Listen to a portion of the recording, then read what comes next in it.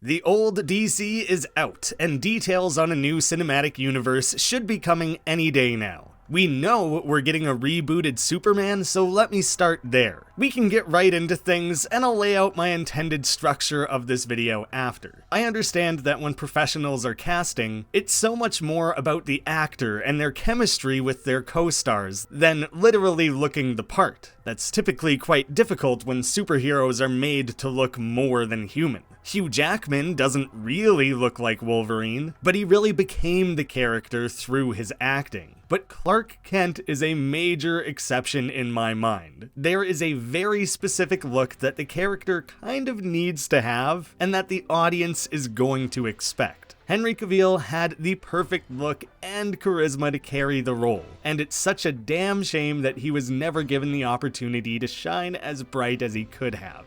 I so badly want to see a cheery, optimistic Superman. And based on the morsels of details we've been given, it sounds like that's the direction that the higher-ups and Gunn both want to take the character. While I think Cavill is going to be a tough act to follow, I'm just gonna swallow that pill and accept that he will no longer be wearing the cape. The story they want to tell here is of a fresh Clark, someone first discovering his powers, maybe making his first steps to moving away from the Kent farm, and finding his way in this world. And while I think Cavill could play the character another 10 years if they wanted an older, established Superman, that just isn't what they're planning to do here. One of the smartest things the DCEU did was starting off with Superman. He rightfully should be at the center of this universe. And starting with a younger actor, possibly even under 30, would allow them to position an actor to embody the role for decades if they so choose. Clark Kent is a big enough and important enough character to justify that sort of longevity in this universe. For several of these fan casts, I'll pitch alternates, people who could maybe fit the role who I see for a variety of reasons, but I think for Superman, the clear standout has to be David Cornsweet. Yes, this dude looks a lot like Cavill, and that's because they both look exactly like the ideal Clark Kent. It's just spot on. David has a friendly face, a $1 million smile.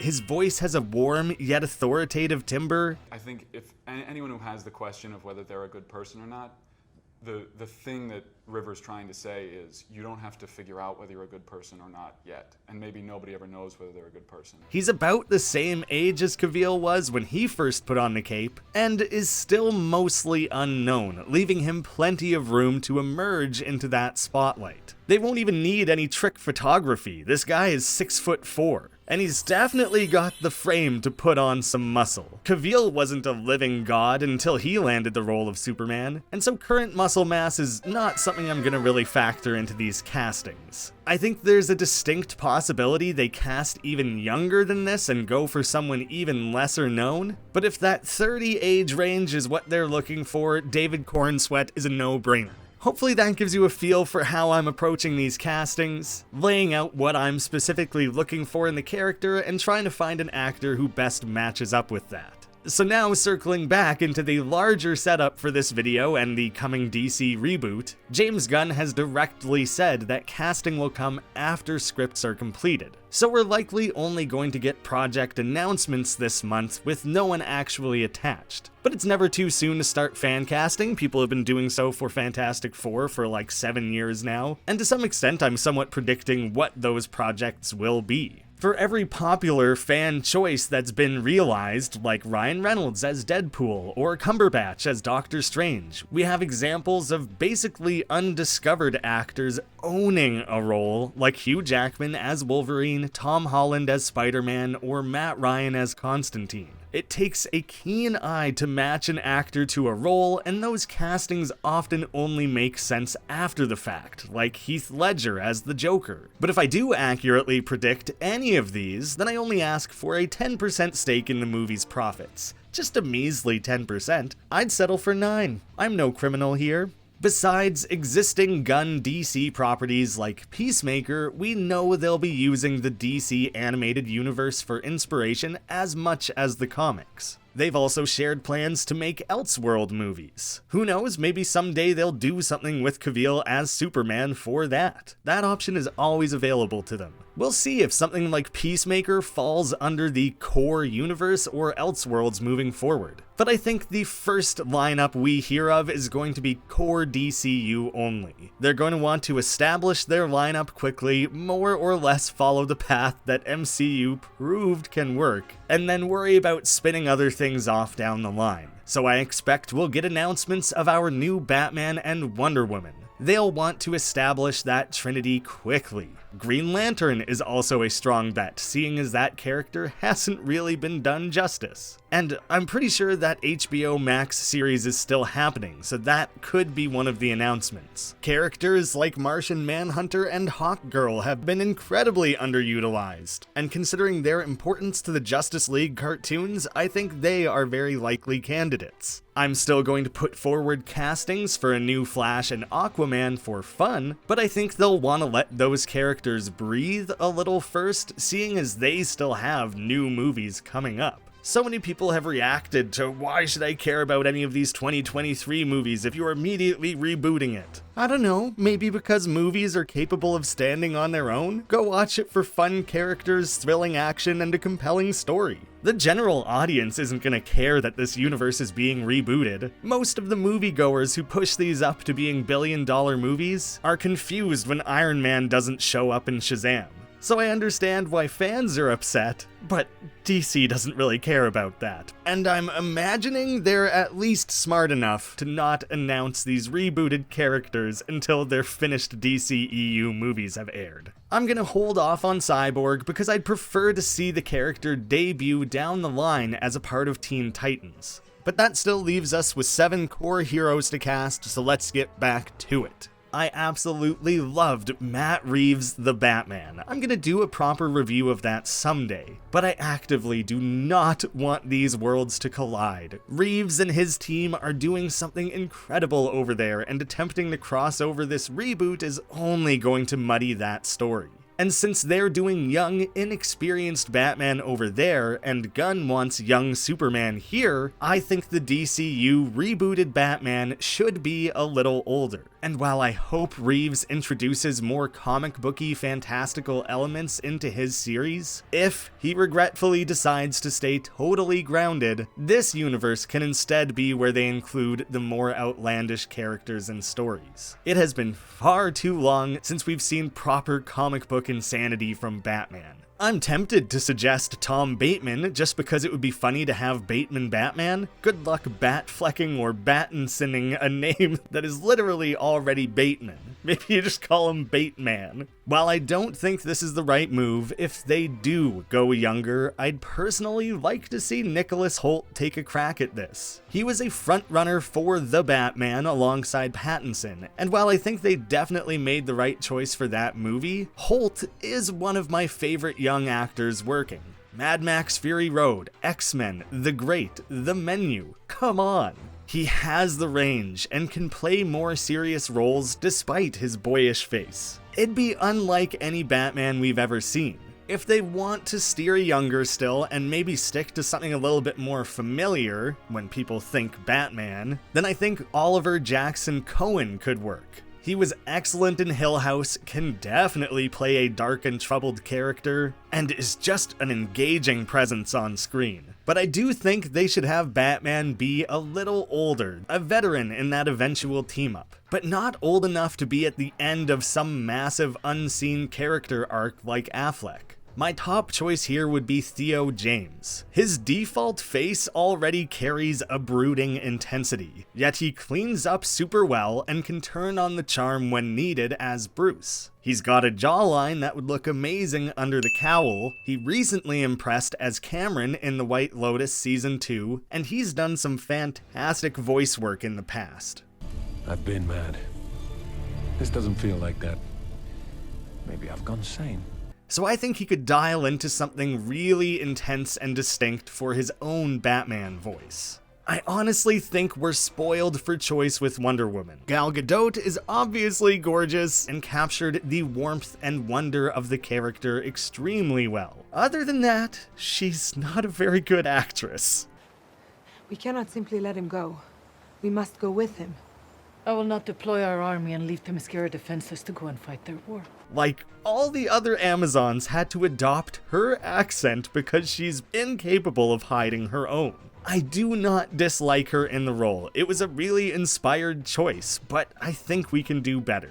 The most common fan casts I've seen are Jamie Alexander and Ana de Armas. Ana is kinda just fan cast in literally every single role these days. It's one of those situations where a performer is really having a big pop culture moment, and they become the de facto name for literally any part in any movie. I agree, she's incredible, but I don't think she's remotely the right pick for Wonder Woman. And I think I could get on board with Jamie Alexander in the role. It could be a nice little redemption after getting tossed aside in the MCU. I have nothing against that casting. I would be perfectly happy with it if that's the direction they went, but I'm gonna throw out another actress on the older side of that scale. I'd suggest Bridget Regan. When looking at Wonder Woman over the years, there's something about Bridget that embodies both the classic and modern interpretations of the character. She reminds me a little of Linda Carter mixed with Cate Blanchett, and I don't think she'd have any issues communicating both the love and ferocity of the character. I just wanted to suggest something other than what seemed to be the most common picks. And if they decide to go younger, maybe matching her up a little more closely to Superman's age, I'd go with Mel Mahout. She had a very limited role in the recent Sandman series and is most well known for playing Cassandra in the Assassin's Creed games, which makes sense with her Greek heritage. She doesn't have a lot of reference performances to go off of, but even so, I think Cassandra offered up enough complexity to prove she has the chops to layer in Diana's personality in full. Now that I've covered the main three, one more quick insert before moving along.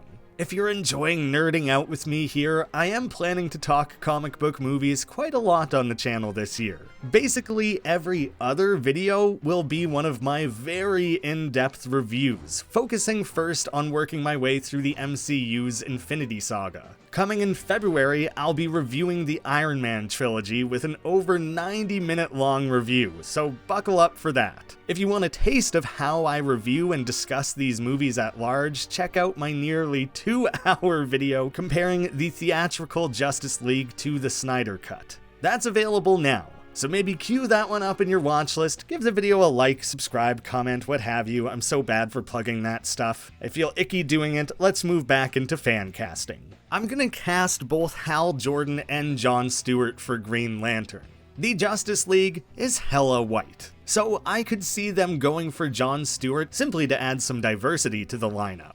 But we've never had a quality live-action Hal, so I'd prefer they start there, then building up to and bringing in John.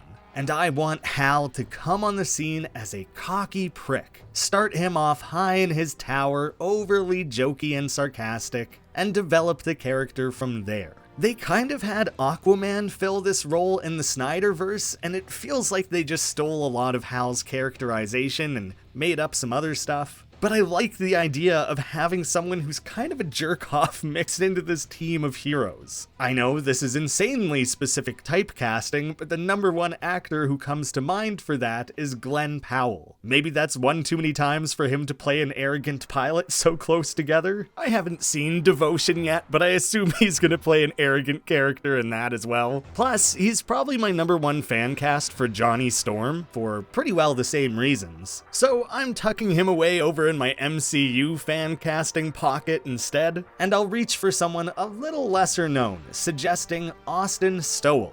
I think he has an undeniable magnetism that would allow him to both carry a film as a leading man, and more importantly, to remain a likable lead while being a complete dillhole. And looking to John Stewart. It's not at all uncommon for Green Lantern stories to feature multiple lanterns, so they can absolutely introduce Stewart, and they can do so notably sooner than after a Hal trilogy or anything like that. Especially if they debut the Lanterns in a TV series. They can start off with Hal, give him a short arc, and introduce Stewart partway through. From there, they can even split the characters between TV and movies. Have one lantern with the larger core, and another that leaves to hang with the Justice League. That sandbox should be plenty big for both to appear in featured roles. There is this singular image of Wayne T. Carr as Jon Stewart where he looked absolutely perfect. I haven't seen anything he's in, so it's really hard for me to judge personally, but Snyder has a history of top-tier casting choices, so I actually wouldn't mind allowing that actor to have the proper opportunity to show us what he can do. No, we're not getting the Emerald cut of Justice League on Netflix. All of this is ridiculous. That's not how IPs work. This is never gonna happen. I admire the dedication of that fandom, but unfortunately it's time to move on. John Boyega appears to be a fan favorite casting. He is an incredible talent and was utterly wasted in the Star Wars franchise. A major role like this could be the redemption he deserves. I'd be totally happy with that, but I'd also understand if he does not want to be involved in big blockbuster franchises for a while. I'm going off the popular path again because I'm insecure and have a need to be different, I guess. Speaking of insecure, I'd pick Ilan Noel. This guy is a serious star on the rise. He has not had many big parts so far, but is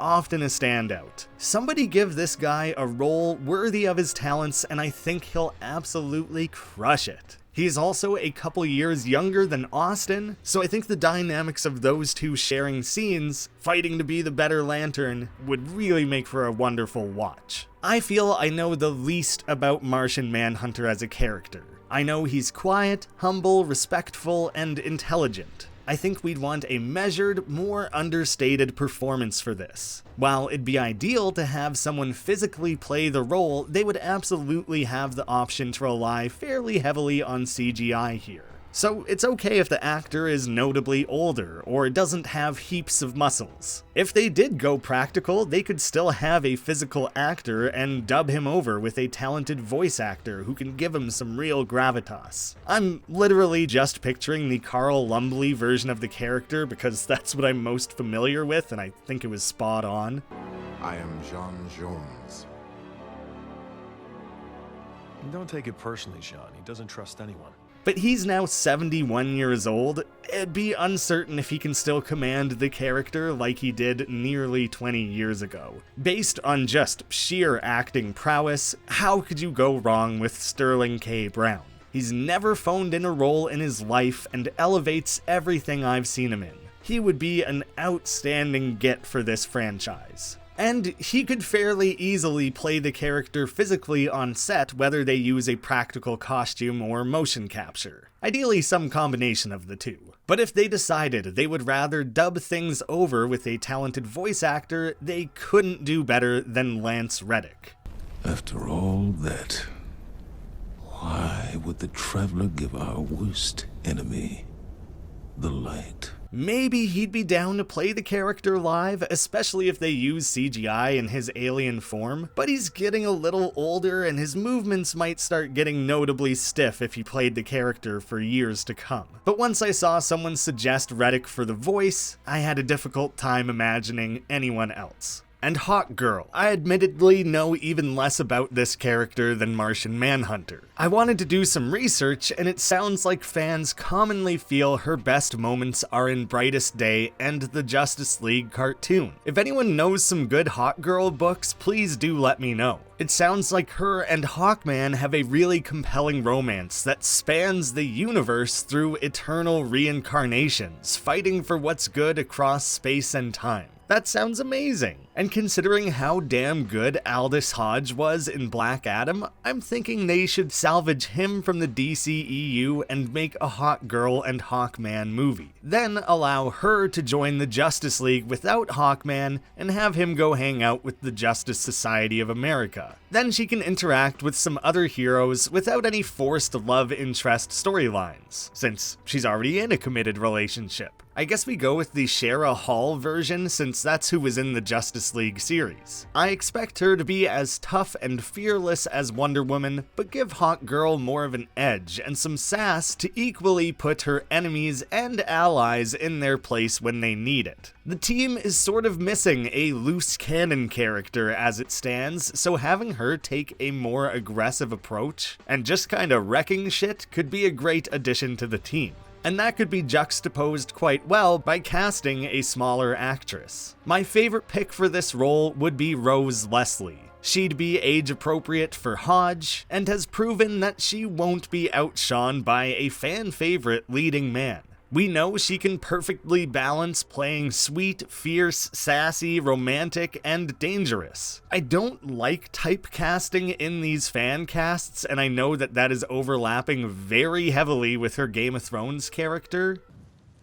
You know nothing, Jon Stewart. Remember, she was only in 17 episodes of that show, and you still remember her. That limited role was enough to prove that she could fit a character like Hawkgirl, while still being few enough appearances for her to still effectively distance this character from Ygritte. I was hesitant to cast this character because I don't know a lot about her. But from the limited reading I've done, I think it rounds out the personalities of this lineup quite nicely. And again, for these last two, I don't expect immediate announcements, but first looking at The Flash. This insanely delayed movie is going to release after the announcement of the DC's new direction. Same with Aquaman 2. So I think there's almost no chance they announce movies for these characters until those chapters are properly closed. There have been rumors of Ezra Miller staying in the role, but I think there's too much baggage with both the performer and the Snyderverse at large. I know this Flashpoint-ish movie provides them the opportunity to spin the character out into this new universe. I think they need to take Barry Allen back to his roots alongside the other main characters and start fresh. Stacking up these unique personalities and having them interact is the reason something like the MCU has worked. They need to feel distinct from one another. I'd like to see Barry as an easygoing, carefree hero. He's kinda everyone's friend, wanting what's best for them and genuinely caring about the redemption of his villains. All these heroes care, but there's a human element to Barry that I love. If they want to skew especially young, I think the 24-year-old Rudy Ponco would be a great bet. While this entire Justice League lineup is sitting younger, I think having one member in their early 20s bringing some Zoomer energy to a Zoomer character would be fantastic. Basically, up until making this video, my number one pick was Lucas Till, but I very last minute convinced myself instead to go with Joseph Quinn. This guy so quickly and easily stole our hearts in Stranger Things as Eddie. Think of the hyperactive kindness he brought to that character, give him some space to embody a larger role, and give his own take on Barry, and I think that could be perfection. And finally, coming around to Aquaman. Casting Momoa as Aquaman for his live-action big-screen debut was honestly a great pick. Aquaman was the butt of people's jokes for years, especially those who don't read comics. So they took a dude who grew up around water, known for playing badass characters, and used him to immediately show the world that Aquaman ain't no joke. But it feels obvious in hindsight that a character like Lobo was always going to be a better fit for Momoa. I'm super hopeful that rumor ends up being true. The Lobo movie has been in development hell since 2009. So if they finally made that movie with Momoa, I'd be over the moon. I think we can find an actor who still makes Arthur feel confident and cool without needing to be a surfer bro and retreading the same waters as Momoa. Aquaman is a character torn between two worlds, never quite fitting in. He's headstrong, but also deeply compassionate. I think they should start him off as already being the king of Atlantis, someone who thinks his fish don't stink, and instead center his arc on becoming less prideful and kinda lightening up as a ruler. I would love to see the true depths of this character brought to the big screen. Arthur is one of a few characters I think they should probably cast a little older. If he's already king, then he's probably gonna be 40-ish, carrying some of the wisdom that only comes with age. This is not my actual pick, but I think it would be kind of amazing if all these years later they brought back Alan Ritchson for the role. It was one of his very first roles back in Smallville, and looking at him nowadays, nobody is gonna mess with this Aquaman. And while I think he was absolutely hilarious as Thad Castle, and people seem to have really enjoyed him as Jack Reacher, I don't think he's quite intense enough to convey the weight of his crown. This is a conflicted character, torn between the sea and the land. I'd personally rather see a more nuanced and dramatic actor like Alexander Skarsgård. Plus, he's 6'4" and extremely jacked, so he can still command the role physically, for sure. I know since they set the precedent of Momoa playing the character, many have wanted to see Samoan actors return to the role. It is quite fitting for the character, but I'm leaning more towards his comic book history of white guy with blonde hair. But I am totally open to them going the Samoan direction once again, and I'll be generally quite interested to see how they handle that transition. This is my full lineup of this main cast of heroes. I think there's a fairly good chance they'll also announce a few smaller, more unexpected choices that Gunn and co can put their unique stamp on the same way he did for Guardians and Suicide Squad. Zatanna has a noteworthy fandom that they might want to address, and I'd love to see them adapt Booster Gold, then working to maybe fold the upcoming Blue Beetle into this new universe if it's well received. We should have Gunn and Safran's outline for the beginning of their DCU soon enough, and once we know that lineup, depending on how many characters I missed and what the interest was in this video, I could always make a follow-up addressing those heroes as well as some of the secondary characters to the main heroes. I was going to include characters like Lois Lane, Alfred, and so on, but it's hard to know where to cut this video off, and it's already getting fairly long. So I chose to leave them out of this video at least. And one more thing I'd like to have stated somewhere within this video, they'd be fools to ditch Margot Robbie as Harley Quinn. Characters like Peacemaker and Harley Quinn barely connected with that universe, so I think they are safe to stay. I'm so interested to see what the eventual lineup announcement is going to be. I've been a fan of superheroes my entire life, so I just kinda love comic book movies. I have a literal Excel spreadsheet where I track the upcoming releases. There are websites dedicated to that. I don't need to do it, but I like doing it. So if you want to embrace that nerdiness with me, consider subscribing, watch my review of those 2 Justice League movies, share your own fan casts with me, follow me over on Twitter, I could really use some comic book fan mutuals over there, and look forward to plenty more comic book movie reviews and content on this channel alongside all the other variety of topics I cover. Thank you all so much for watching, thank you to patrons of the channel whose name will be off in the credits, and I hope to see you all again soon.